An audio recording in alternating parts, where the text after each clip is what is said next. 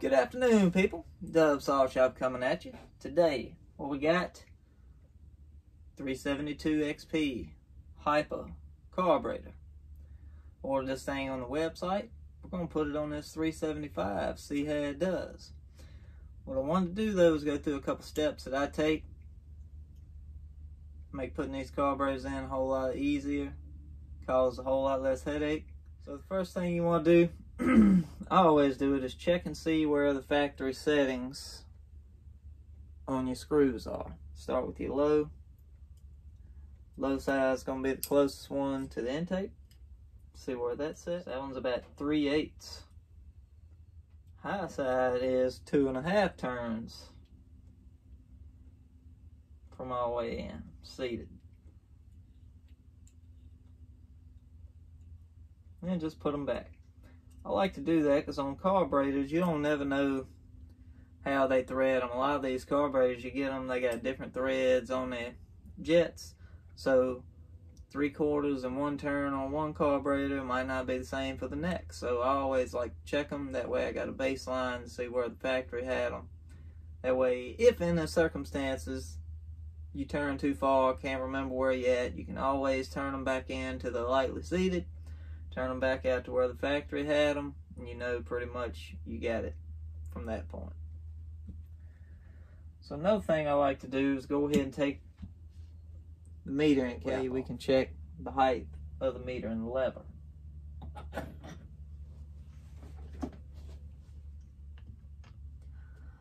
I like to do this again because you got a baseline of where the carb's at. Make sure it didn't get dinged up at the factory. Make sure it's set right. So on 372s, they're supposed to be set flush with the outside of the body. And that's a good baseline. If it runs too lean, you can always raise it a little bit, that way to get more fuel. Or if it's too rich, you can lower it, that way it'll get less fuel.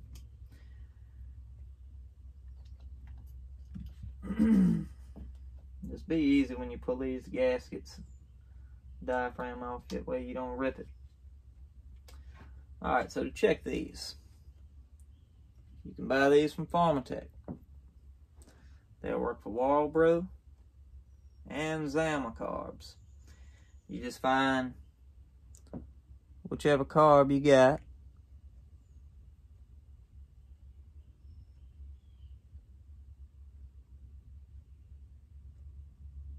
and line it up from there. So we're going to use the flat side. So just sit that across the car body and check the height of the needle, or that lever rather. And you can see there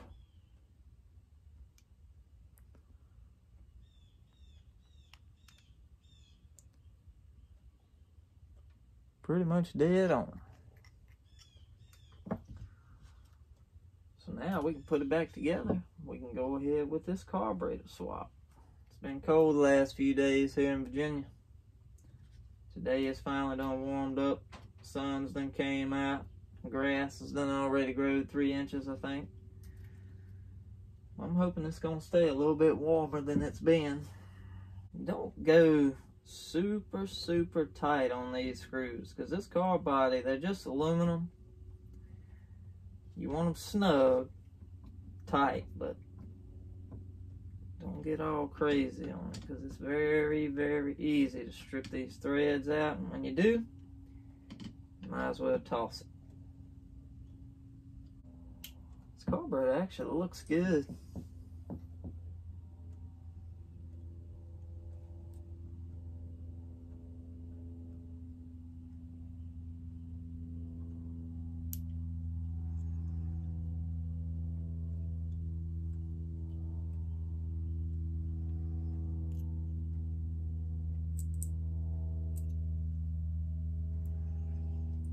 Alright, well, pause you for a minute. We're going to go ahead and get started with this change. Alright, we're back. So, tools that you're going to need for this job: low flathead screwdriver, something you can get them fuel lines, pulse line off with. 3mm Allen wrench to get your car bolts out. Hemostat pliers. Keep a couple different sizes. You got the curved jaw ones. We got some straight ones. They make pinching off fuel line pretty easy. And then you need a 4mm, depending on what top cover bolt you have. So go ahead.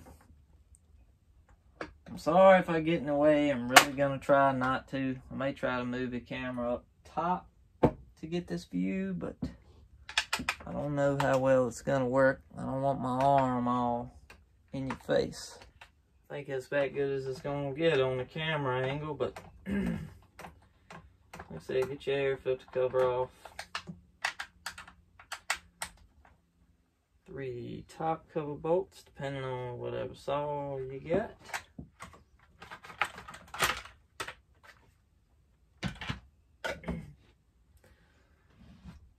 At this point, I need to go ahead and remove the choke off. You ain't got to pull it out. Lift the side of the carburetor up. Take your little rubber piece out. Reach up inside. Well, let's go ahead and get the carb off. These are just 3mm Allens. Like I said, you don't want to over tighten these when you put the new car back on, because the OEM Husky blocks are plastic, but you can get the aluminum blocks from Pharmatech, and I really like those. I put those on probably every 372 that I do. I think they put them on there now. So that's one upgrade that I'm glad they done made.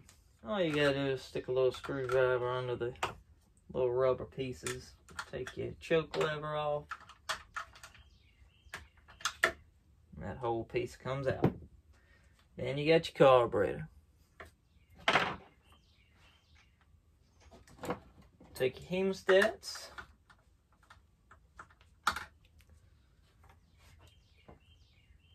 Just clip off your fuel line. That way you don't get squirted in the face.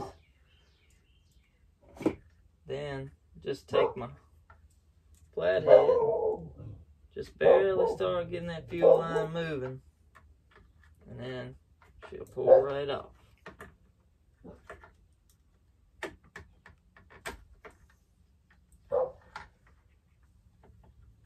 Make sure your throttle cable is unhooked from your block. Then pop your pulse line off. And that's it. She's out. Now, remember on 372s, a lot of other carbs have them too. They got these little plastic inserts. One, stops a lot of vibration. Two, it doesn't let heat transfer from the cylinder into the carb. So make sure you put those back in the carb that you are going to install. Sometimes they're a little tight, but they'll go in. Sometimes you gotta drill them out. I think we're gonna have to drill this one. So on 372, carb holes are 7/32.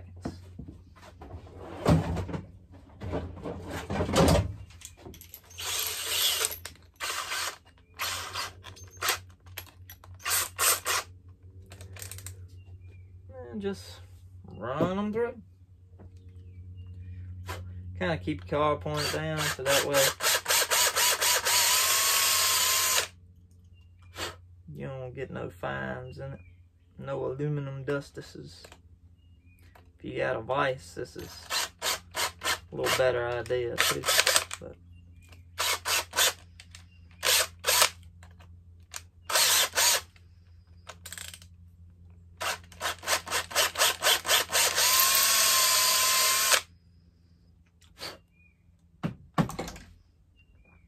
all right, holes are drilled.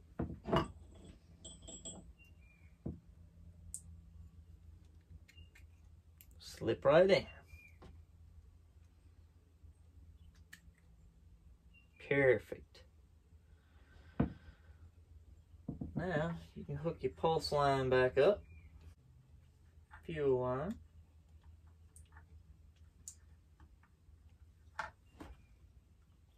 And then you can go ahead and set your throttle cable on there and hold the carb in place. You can take your little snips off the gas line, set your filter assembly back in.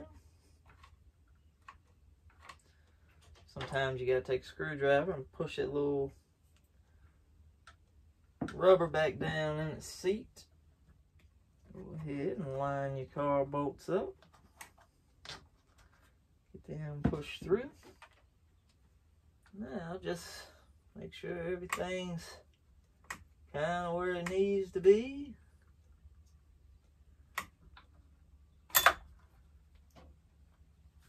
Get the boat started. Sometimes the intake boot might be a little off. Your air filter might be setting a little crooked. So you just kind of take your fingers and just get it to where they line up and the bolts start. Alright, we go in there and just kind of ease these up together. Don't tighten one side down more than the other because you don't want to deform that little aluminum bracket right there. Just go right till they snug up good and snug, but not tight. Intake boot should be doing the work for us on sealing. Now just double check throttle cable. Make sure you get wide open throttle. Choke lever back in. Hooked up.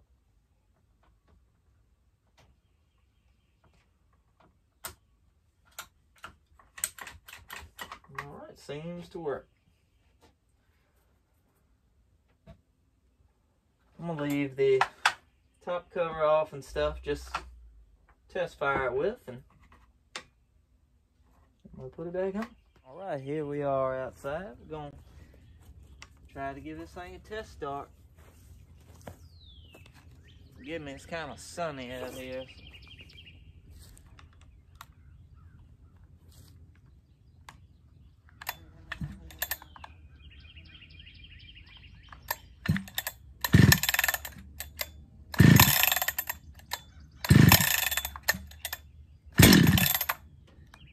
Good sign.